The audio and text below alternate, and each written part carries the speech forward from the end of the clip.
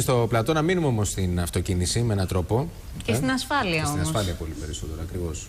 Μαζί μας έχουμε την κυρία Βασιλική Μιλωνά, την πρόεδρο του Ινστιτούτου Οδικής Ασφάλειας Πάνος Μιλωνάς. Καλημέρα σας. Καλημέρα σε όλους τους τηλεθεατές σας. Είμαστε ξενύχτιδες απόψε. Γιατί κάθε χρόνο ξενυχτάτε για να δώσετε συμβουλές σε ανθρώπους έξω από τα μπαρ. Ακριβώς. Να τους πείτε λίγο πολύ, παιδιά, αν έχετε πιει, Τα πάτε να αυτονόητα. Τα αυτονόητα, κύριε Σκάλκο, ακριβώς. Σε 27 πόλεις ήμασταν απόψε οι εθελοντές μας. 500 περίπου εθελοντές κινητοποιήθηκαν για να δώσουν μηνύματα ζωής, όπως είπε και η κυρία Δερμετζιάν. Τα αποτελέσματα ήταν σχετικά καλά, δεν έχουμε όλα τα αποτελέσματα. Στις 18 πόλεις, πάνω από 1.200 αλκοτέστ που έγιναν, το 74% των οδηγών κράτησαν την υπόσχεσή τους. Είναι όμως ανησυχητικό ότι αυτοί οι οδηγοί που δεν κράτησαν την υπόσχεσή τους και ήπιαν πολύ. Και βέβαια είναι ενθαρρυντικό ότι οι νέοι ακούνε περισσότερο, αλλά οι ηλικίες πάνω των 35 ήταν εκείνες που δεν ανταποκρίθηκαν.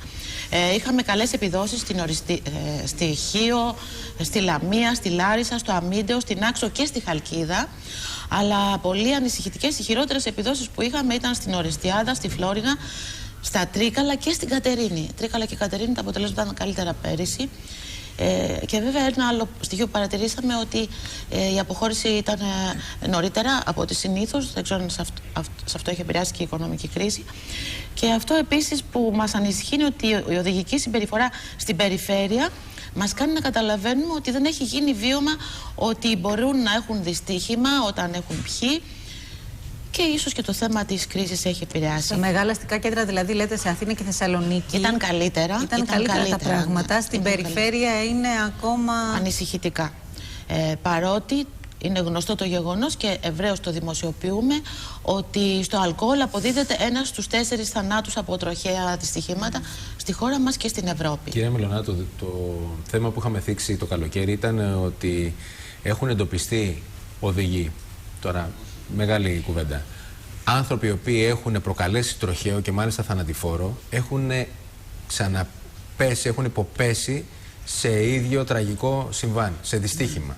Και δεν έχουμε τις διασφαλιστικές δικλείδες να τους αποκλείσουμε από το τιμόνι.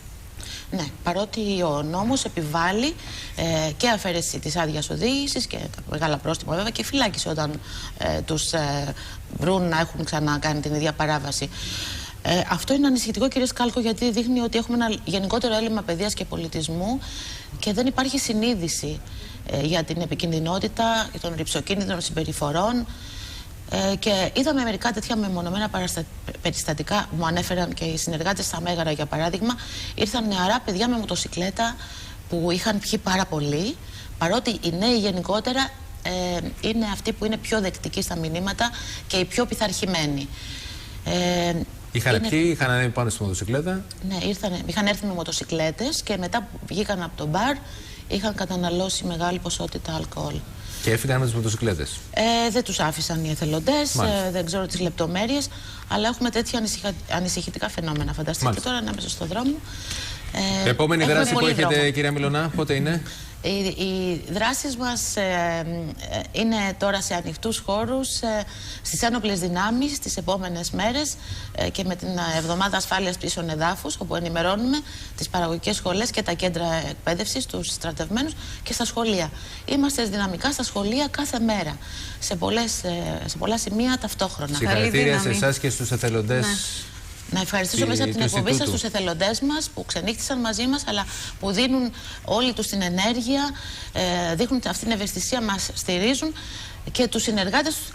Είχαμε πάρα πολλές οργανώσεις, κοινωνικούς φορείς που ήταν κοντά μας και τους υποστηρικτές για τα έξοδα αυτής της μεγάλης διοργάνωσης να φτάσουν υλικά σε 27 πόλεις, σε πάνω από 30 νυχτερινά κέντρα. Να είστε καλά, κυρία Μιλωνά. Στο επανειδήν, γιατί εμείς τα λέμε τακτικά εδώ. Ευχαριστούμε πολύ.